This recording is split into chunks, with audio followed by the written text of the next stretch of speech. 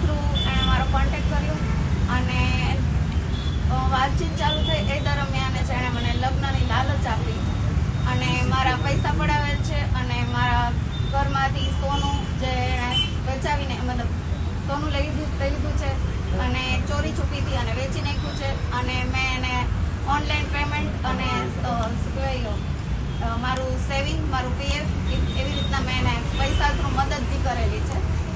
અને જે હાલ પછી મને આવા લગ્નની લાલચના આ કારણે અને મારી સાથે 1.5 વર્ષ સુધી શરીર સંબંધ બાંધેલા છે અને શારીરિક શોષણ કરે છે. વ્યક્તિ સામેવાળી વ્યક્તિ છે, શું નામ છે ને શું અત્યારે ધંધો કરે? સર, એમનું નામ છે ધ્રુવલ પંકજભાઈ દેસાઈ. ખાલી અમૂલ પાર્લરનો શોપ છે, અમૂલ પાર્લરની અંદર. કઈ રીતે બેન કોન્ટેક્ટ કર્યો તો આપને? હા સર, એકચ્યુઅલી મેં કીધું એમ જ કે મારી શાળામાં ત્યાં સિનિયરમાં સ્ટુડન્ટ હતા, ત્યાં અભ્યાસ કરતા હતા અને એના થકી અમે લોકો ફેસબુક ફ્રેન્ડ હતા અને ત્યારથી પછી 10-12 વર્ષ પછી એણે મને કોન્ટેક્ટ કરેલો અને મારા સ્ટાફ સાથે અને એમના મિત્ર દ્વારા એને મારા અંગત મતલબ મારી પર્સનલ લાઈફ વિશે એને મોસ્ટલી ખબર હોવાથી એણે મારો કોન્ટેક્ટ કરેલો છે અને એને ખ્યાલ પડ્યો છે કે હું ડિવોર્સી છું અને સિંગલ છું. એના કારણે એણે મારો કોન્ટેક્ટ કરેલો હતો અને પહેલેથી જ એનો ઈરાદો એવો હતો કે આ વ્યક્તિ એકલી રહે છે તો હું આની સાથે આવી રીતના આગળ રિલેશન વધારું. કેટલામાં ધોરણમાં અભ્યાસ કરતો હતો? સર, જ્યારે હું 2012 અને 13 મેં સ્કૂલ જોઈન કરી ત્યારે એ વિદ્યાર્થી 10મા ધોરણમાં હતા.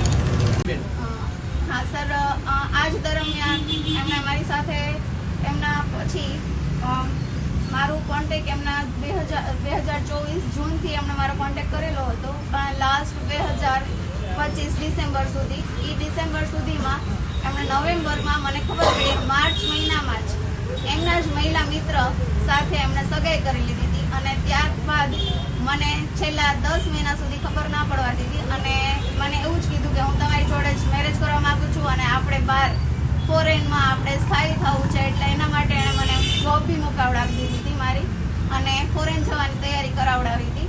અને જ્યારે ખબર પડી સર કે એમની સગાઈ થઈ ગઈ છે, એમના મમ્મી અને એમના મંગેતર મારા ઘરે આવીને મારી સાથે બહુ બધી મને અપશબ્દો કીધેલા છે, ન બોલવાનું બોલેલા છે અને એમના મમ્મી ખાસ એમના માતુશ્રી નીલેશ્વરી દેસાઈ જે મારા ઘરે આવીને મને ધમકાવી ગયા છે. એમના મંગેતર પણ આવેલા હતા મારા ઘરે અને મને એવું કીધેલું કે આમની સગાઈ થઈ ગઈ છે, તમે આને કેવી રીતના આને મારા છોકરાને તો પૈસાથી ફસાયો છે, તું એટલી બધી મોટી કરોડપતિની દીકરી છો કે તું બધાને બોલાવે છે.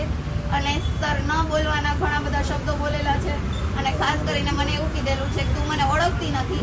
એમના માતાએ તું મને ઓળખતી નથી, હું ગોંડલની ગુંડી છું અને રૈયાણીની દીકરી છું. આવા બધા શબ્દો બોલી અને મને ધાક ધમકી આપેલી. અને એ બાદ ધ્રુવલ દેસાઈએ મને જ્યારે ખબર પડી કે એમને પોતે પકડાઈ ગયો મારા ઘરે જ, એની મંગેતર એને ફોલો કર્યો એટલે મારા ઘરે જ પકડાઈ ગયો છે. અને સર, આ 1.5 વર્ષમાં મારા ઘરે સવાર બપોર સાંજ 3 ટાઈમ મારા ઘરે આવતો અને એઝ અ મને વાઇફની જેમ ટ્રીટ કરેલી છે સર. અને અમે કન્ટિન્યુ આ 1.5 વર્ષમાં બહાર જઈ આવેલા છીએ.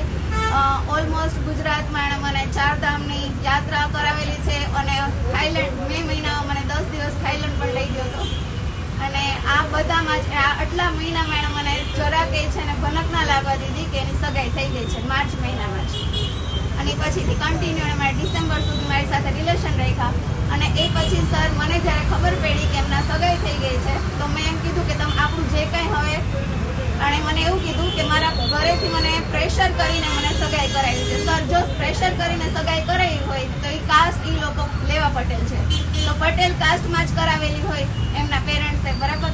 તો હાલ એમના પેરેન્ટ્સે પટેલ કાસ્ટમાં નથી કરાવેલી. એમના જે મંગેતર છે એ સોલંકી છે. તો સર, આ જે છે એ વિચારો તમે ખોટું રીતે જ મારી સાથે એણે પહેલેથી જ આગળ વધેલા છે.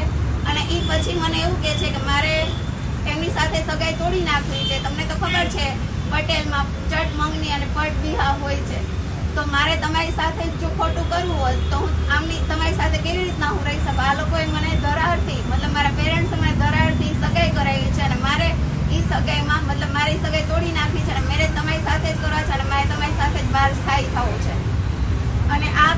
પછી સર પછી એણે મારા થોડા ટાઈમમાં જ મને બ્લોક કરી દીધી. મારા બધા ફોન મેસેજ કોલના આન્સર નહોતા આપતા.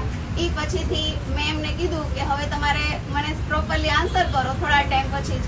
એટલે મને સર કન્ટિન્યુ મારા ટાઈમમાં એણે મને એવું કીધું કે મારે સગાઈ તોડવી છે, મારે તમારી સાથે જ રહેવું છે. તો મેં કીધું હવે આ કન્ટિન્યુ 1.5-2 મહિના સર થઈ ગયા આ ટાઈમને.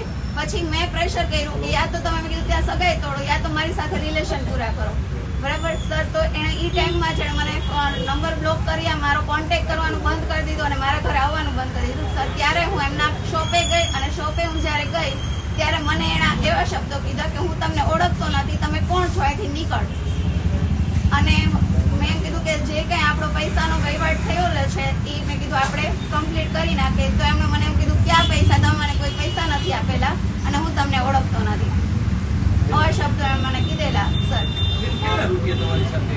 સર અંદાજે છે ને ટોટલી મારા 6,34,000 ઉપરનું છે. 34,000 નું મારું ગોલ્ડ એણે વેચી નાખેલું છે અને 6,000 અંદાજે